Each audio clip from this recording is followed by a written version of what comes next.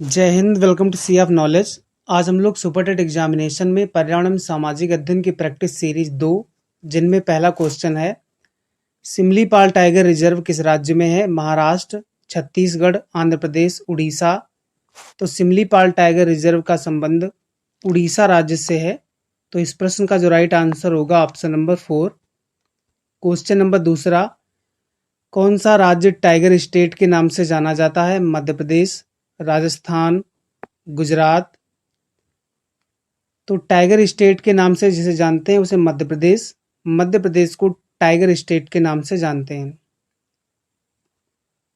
Question number तीसरा, पृथ्वी की परत की भीतरी हलचल का अध्ययन किसके द्वारा किया जाता है? भूविज्ञान, भूकंप विज्ञान, प्लेट विवर्तनिकी, सर्वमापलिक। तो पृथ्वी की परत की भीतर की हलचल का अध्ययन भूकंप विज्ञान के अंतर्गत करते हैं। तो इस प्रश्न का जो राइट आंसर होगा ऑप्शन नंबर 2।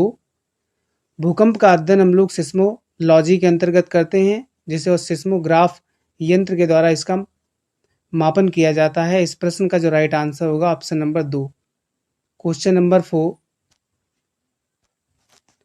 भारतीय रिजर्व बैंक का राष्ट्रीयकरण किस वर्ष किया गया? 1939, 1949, 1959, 1969। भारतीय रिजर्व बैंक का राष्ट्रीयकरण 1949 को किया गया।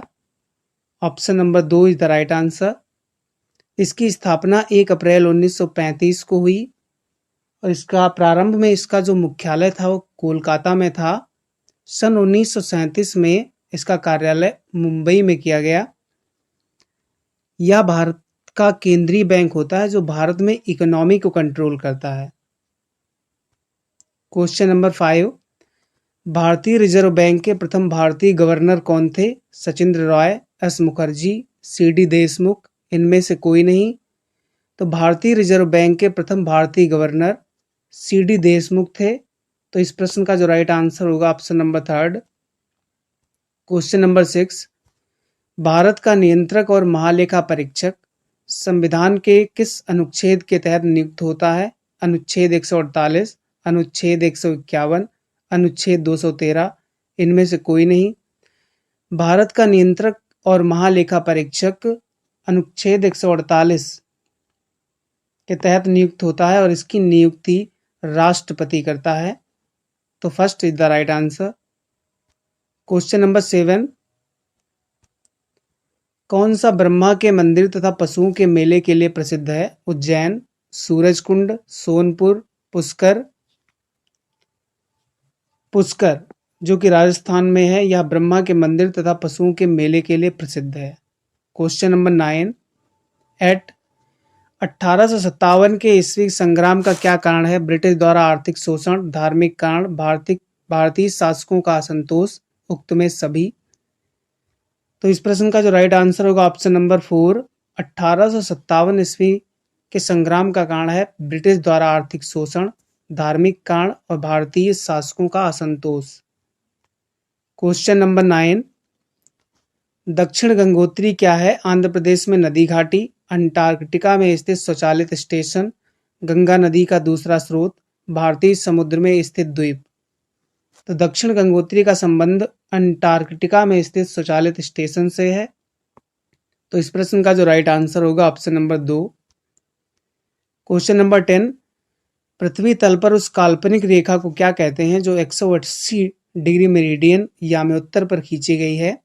अंतरराष्ट्रीय तिथि रेखा, कर्क रेखा, विषुवत रेखा, प्रधान यामोत्तर रेखा। तो 180 डिग्री मेरिडियन यामोत्तर जिसे इंटरनेशनल डेट लाइन बोलते हैं, अंतरराष्ट्रीय तिथि रेखा बोलते हैं। तो first is the right answer. कर्क रेखा 23.5 डिग्री नॉर्थ, विषुवत रेखा 0 डिग्री होती है।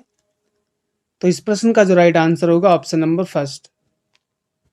भारत के किस राज्य की सीमा नेपाल, भूटान और चीन तीनों देशों से मिलती है? पश्चिम बंगाल, मेघालय, सिक्किम, अरुणाचल प्रदेश। तो सिक्किम राज्य की सीमा नेपाल, भूटान और चीन तीनों देशों से मिलती है। तो इस प्रश्न का जो राइट आंसर होगा ऑप्शन नंबर 3।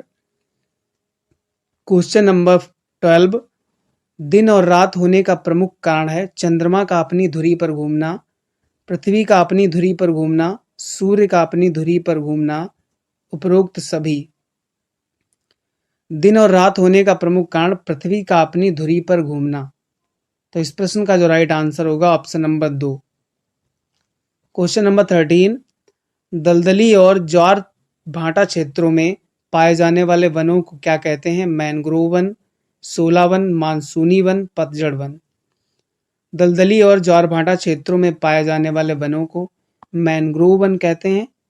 मैंग्रोव वन सामान्यतः खारे पानी तथा तटीय क्षेत्रों में पाए जाते हैं। क्वेश्चन नंबर 14, निम्नांकित में कौन एक समुद्री जलधारा अन्य से भिन्न है? गल्फ स्ट्रीम, क्यूरोसियो, उत्तरी अंध महासागर धारा, लैब्राडोर। अगर हम तीनों धाराओं की बात करें तो गल्फ स्ट्रीम, क्यूरोसियो, उत्तरी अंध महासागरीय धारा, तो ये सभी उष्ण धाराएं हैं। लैब्राडोर जो कि एक ठंडी धारा है। तो इस प्रश्न का जो राइट आंसर होगा ऑप्शन नंबर 4। यदि टेम्परेचर के आधार पर हम धाराओं का विभाजन करें तो दो प्रकार की होती हैं, एक उष्ण धारा, दूसरी ठंडी धारा। क्वेश्चन नंबर 15, सविनय अवज्ञा आंदोलन को किस वर्ष प्रारंभ किया गया था? 1926, 1929, 1928, 1930। तो सविनय अवज्ञा आंदोलन का प्रारंभ 1930 ईस्वी को हुआ। तो इस प्रश्न का जो राइट आंसर होगा ऑप्शन नंबर 4। क्वेश्चन नंबर 16, निम्न नदियों में किसका उद्गम भारत में नहीं है? सतलज, रावी, व्यास, चिनाब। अगर मैं 3 नदियों की बात करूं, रावी, व्यास, चिनाब, इन तीनों नदियों का उद्गम भारत से है, जबकि सतलज नदी का उद्गम भारत नहीं है। तो इस प्रश्न का जो राइट आंसर होगा ऑप्शन नंबर 1।